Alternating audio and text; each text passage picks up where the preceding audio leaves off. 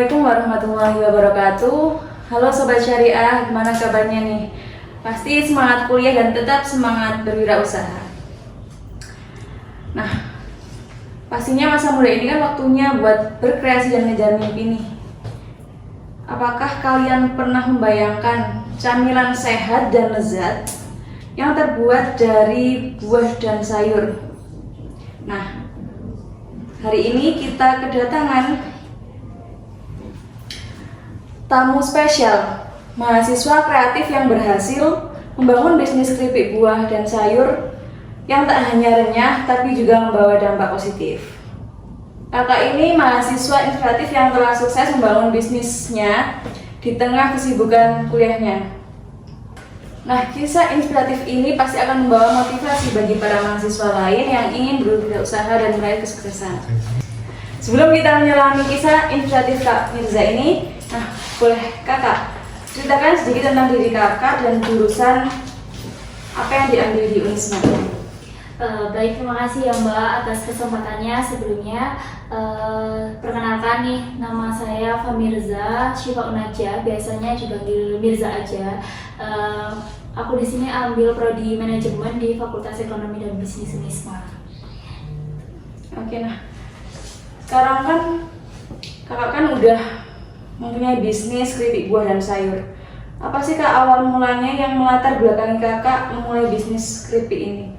Yang melatar belakangi pengen usaha bisnis keripik buah dan sayur ini, yang pertama pengen cari inovasi gimana sih kita bisa nyemil tapi masih sehat gitu. Gimana kita bisa makan keripik tapi juga keripiknya itu sehat, jadi tanpa tepung, tanpa bahan pengawet, perasa tambahan, jadi pure dari buah itu sendiri. Yang pertama aku pikir itu bikin kayak buah yang di kayak pie gitu loh Mbak, dibikin pie gitu, tapi kayaknya kurang penyimpanannya itu juga bisa diperhitungkan kayak gitu. Hanya yang kedua pengennya ambil keripik buah dan sayur ini karena di daerah tempat tinggal aku juga banyak petani-petani buah dan sayur, jadi itu memanfaatkan dari warga lokal cara pengolahan buah dan sayur tuh kayak gimana. Yang kedua juga pengen nambah karyawan, buka lowongan usaha di keliling tempat tinggal kayak gitu. Dan yang ketiga keripik aku mungkin udah banyak ya yang usaha keripik buah dan sayur itu banyak banget di Indonesia. Tapi aku pengen cari keripik buah dan sayur itu yang berbeda. Akhirnya kita pakai di packagingnya. Kita pakai inovasi terbaru, packaging terbaru dari keripik buah dan sayur. Jadi biasanya keripik buah dan sayur itu ya cuman aluminium foil gede, isinya buah itu sendiri. Buahnya itu satu aja. Kalau aku pengennya itu ada yang berbeda nih teman-teman. Jadi aku bikin itu keripik buah tapi kemasannya itu box. Jadi di dalam box itu isinya ada beberapa packs. Kenapa kok ada beberapa packs? Karena biar bisa sharing waktu makan. Kalau cuma satu pack aja nggak bisa sharing sama teman-temannya kalau lagi makan. Nah, tapi kalau isinya beberapa pack itu bisa sharing. Ini mau nggak keripik buah dan sayur dari aku? Nah, ini ada 5 pack nih dalam satu box, kan enak gitu. Dan yang kedua, kenapa sih kok box itu? Di Batu pun juga masih belum ada keripik buah dan sayur itu kemasannya box. Jadi pengen cari terobosan terbaru nih dari packagingnya kita kayak gitu Kak. Wih, keren ya teman-teman, masih mahasiswa tapi sudah punya inovasi sekreatif mungkin. Awal nih, berapa lama sih Kak kakak sudah menjalani bisnis ini? Sebenarnya masih baru Kak. Sebenarnya itu masih baru banget. Dari awal Januari itu kita launching produk. Jadi mulainya itu November itu baru ada inovasi pengen usaha ini. Langsung kita gas, Januari awal kita launching ini usahanya. Dari keripik buah sayur ini ada berapa varian Kak yang sampai produksi sendiri? Banyak banget sekarang. Ini juga inovasi terbaru teman-teman. Kalau dari dulu itu keripik buah dan sayur ya cuma monoton, apel, nangka itu aja kan. Kita ambil terobosan baru lagi, kayak misalkan keripik cabai. Itu dulu kan cabai yang nggak dimanfaatin buat Iya. keripik buat apa, tapi kita pakai keripik cabai, terus keripik bawang merah, keripik bawang merah, bawang putih, ada keripik okra, labu, ubi, itu kita bikin keripik brokoli, stroberi. Kalau buahnya ada stroberi, nangka, apel, salak, terus rambutan. Sekarang karena lagi musim ada mangga juga, banyak banget Mbak variannya.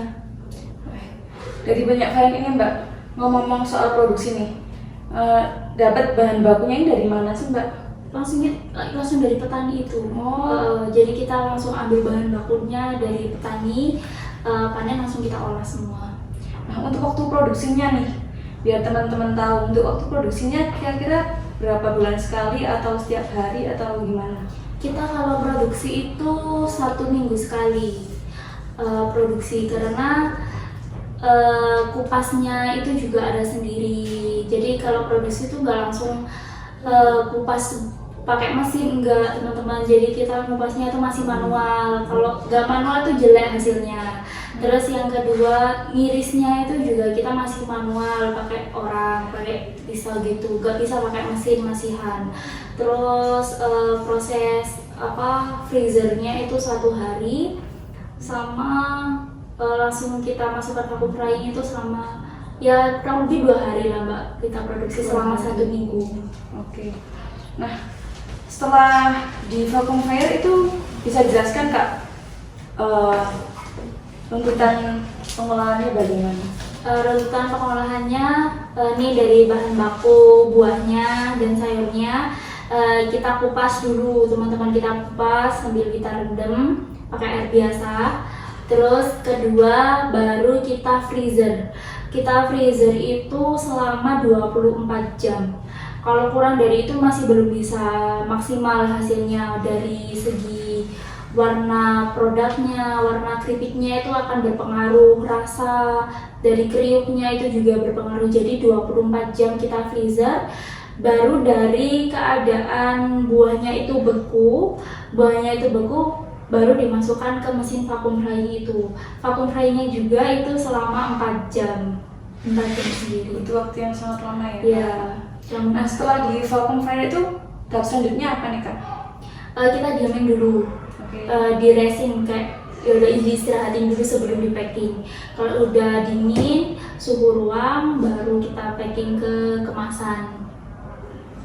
Oke, nah dari proses yang sangat amat panjang nih Kak, itu keripik buahnya bertahan berapa lama biar teman-teman bisa meniru Kakak ini? Kalau nyimpannya pakai aluminium foil itu bisa sampai 1 tahun, itu masih tahan banget. Kalau pakai plastik biasa itu 3 bulan, 2 bulan itu udah. Kalau basi atau enggak itu enggak Mbak, cuman kayak melempem gitu loh keripiknya. Iya. Berarti keripik buah dan sayurnya Mbak Mirza ini tanpa bahan pengawet ya? Tanpa bahan pengawet, tanpa tambahan rasa juga, jadi pure buah asli yang kita keringin. Oke, sangat sehat nih teman-teman, bisa ditiru buat kalian yang pengen juga bisnis di F&B, terutama di keripik sayur dan buah. Nah, ngomong-ngomong setelah produksi nih Kak, untuk pemasarannya nih, Kakak Iya. udah distribusi kemana aja atau menggunakan platform apa aja? Kalau distribusi, sekarang kita masih pengen banget jeblosin pasar market online. Oke. Jadi kita pemasarannya dari TikTok Shop, dari Shopee kayak gitu, kita melakukan live streaming setiap hari kayak gitu. Oke. Apa nih Kak TikTok shopnya biar teman-teman tahu apa saja? TikTok Shopnya payu.official store, Instagramnya juga payu.official store, cuman yang beda Tokopedia. Tokopedia payu_official store. Oke, jangan lupa di follow ya teman-teman, jangan juga dikepoin juga sosial medianya. Nah, kan Kakak udah punya nih toko online-nya. Apa nanti Kakak punya impian atau punya rencana untuk membuka toko offline-nya? Pasti, karena kan ya kota wisata Batu itu kota wisata. Banyak wisatawan yang datang, pastinya pengen banget buka toko offline, toko oleh-oleh khusus payu ini di kota Batu. Karena sangat kayaknya menjanjikan, pengen coba-coba aja dulu gitu. Nah, gimana sih kakak? Kakak kan mahasiswa nih, pastinya kan ada tugas deadline yang mepet, ada KKN, ada urusan-urusan lain. Nah, gimana sih kakak membagi waktunya antara bisnis kakak sama kuliah kakak agar imbang lah? Kita planning, Mbak. Oke. Jadi kayak kalau aku tuh terbiasa planning, teman-teman.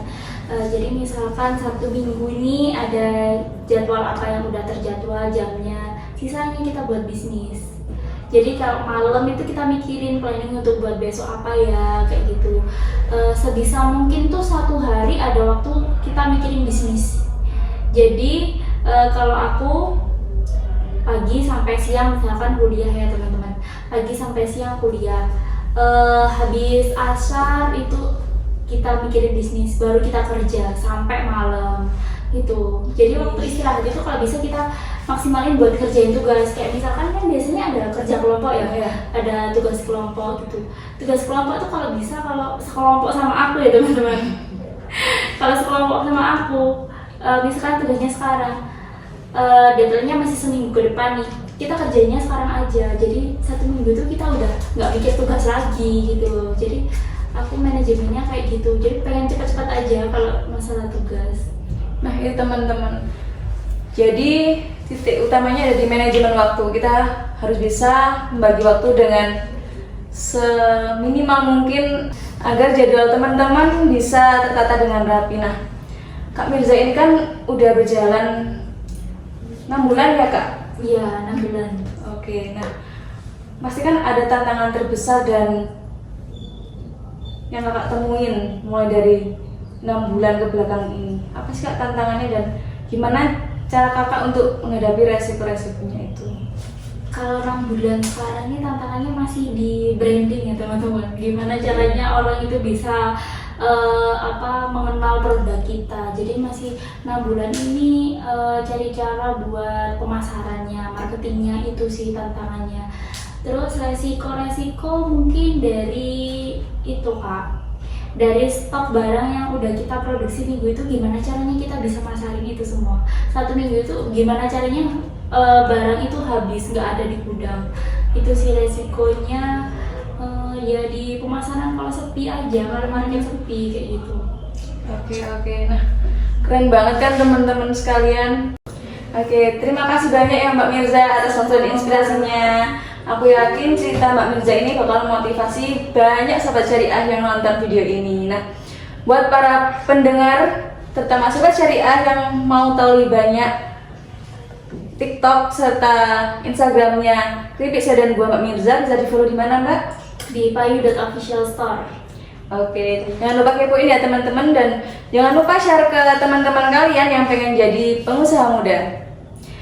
Yuk wujudkan mimpimu jadi pengusaha muda mulai sekarang. Jangan lupa follow Instagram kami himaprodi_unisma dan subscribe HMJ Perbankan Syariah Unisma. Sampai jumpa di podcast selanjutnya. Assalamualaikum.